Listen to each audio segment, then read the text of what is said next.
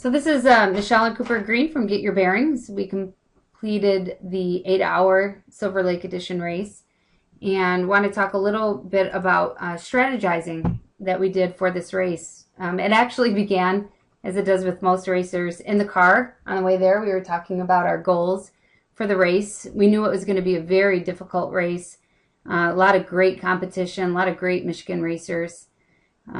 So we knew that we were going to be working really hard for the full 8 hours. Running scared. We knew we'd be running scared. That's right. I figure if we wanted to do well, we were going to have to take some chances, take some risks, because this was a great field of racers. We were excited to see all these. That's right. We also knew that we were going to have to minimize transitions.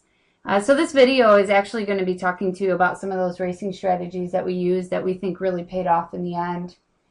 For example, one of the things that we knew coming in is minimizing transitions, not really even having a transition, just kind of flying through, where maybe in some other races we might sit down and take advantage of time, a little bit of time to rest. You know, this might be experience. We've done longer races up to, 100-hour race before, and we knew that we can go for 8 hours without taking a big transition or a rest. So with this being an 8-hour race, we said that's going to be one of our strategies. We'd come to a transition area, but we're not really going to stop. That's right. And one of the reasons we were able to do that is because we were in many ways transitioning on the go. So for example, when we came into TA2, we had not switched into our bike shoes from that bike section. So we were able to just jump right off our bikes and start moving. And as Cooper was taking a look at the maps and thinking about route choice, we were moving very slowly. But as we were moving, we were eating, we were taking our electrolytes, we were drinking, and we were kind of moving through our transition and taking advantage of those precious seconds and minutes, which really, I think, made a difference in our race. Yeah, some of you may have seen or heard later on in the race, she was moving out in front of me, encouraging me to move behind her faster. So I didn't have much of a choice but to eat and drink as we moved. That's right. Well, like I said, we knew we were going to be battling the clock for an 8-hour. It looked to be like a pretty significant race, a lot of area to cover, and we also knew we were going to be battling just some really tough competitors. So that was one strategy. Taking care of our bodies was another one. It was going to be a somewhat cool morning, but we knew the heat was going to be there. So it's pretty standard, but it's really easy to forget in the rush of the moment and the adrenaline and everybody's off going. The first hour and a half of a race can go by, and it's really easy to forget to eat or to drink significantly during that time. So definitely race management. It helped that as we were leaving the start, before we even made it to this little trail, Cooper informed me that his calves were cramping up. So we knew within 5 minutes that we were going to have to pay really close attention to our bodies. And we did that. And we did that in a lot of different places. Up here in the northern section on our bike section, we were heading out towards 37. I was starting to fade a little bit. I asked Cooper how long we had until we got out here. He said about 0.8 miles. And I thought to myself, you know what, I can wait to eat until we get to this area. And then about 60 seconds later, I thought, you know what, I can't wait to eat. I have to eat now. And so Cooper took my bike and he walked it for a little bit while I was able to eat some food and walk.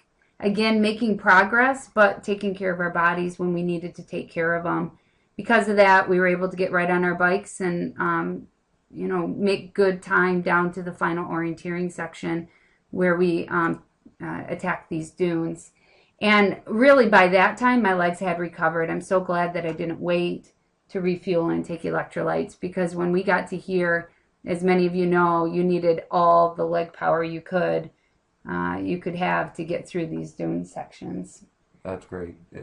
As Michelle mentioned, one of the great reasons that I think we make great teammates now is we know that and have no problem if one of us needs to stop and do something to take care of our bodies, because we know it's going to help pay off in the long run. So no questions asked. That's just part of being a great teammate, is first of all, being able to make the decision to stop your team if you need to, and then the teammates being supportive, and and then trying to be efficient during that time.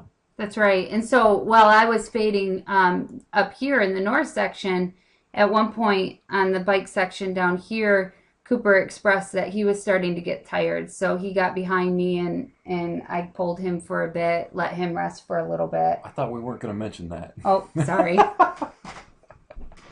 I take that back. He pulled me the whole way. No, I just sat in the no, back. no.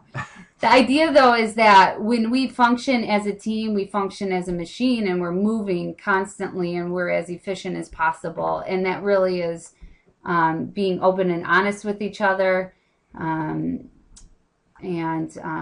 being willing to set your pride aside and say, "Hey, I need you to take my bike and walk it, please." And then here on the dunes, Cooper was fabulous. We were really fighting the clock. I was very nervous coming from 27 to 31. 31 through down here through 34 was very difficult for Cooper to walk through. Because I'm significantly lighter, I think I was able to make a little bit better time through there. So he grabbed onto my backpack, and I pulled him as fast as I could. She towed me through the sand. I towed him through the sand, and absolutely no hesitation on his part to take advantage of that opportunity. And that's all part of our racing strategy that made a huge difference for us. Did we have to mention that too? Sorry. All right. No, it was great. It paid off.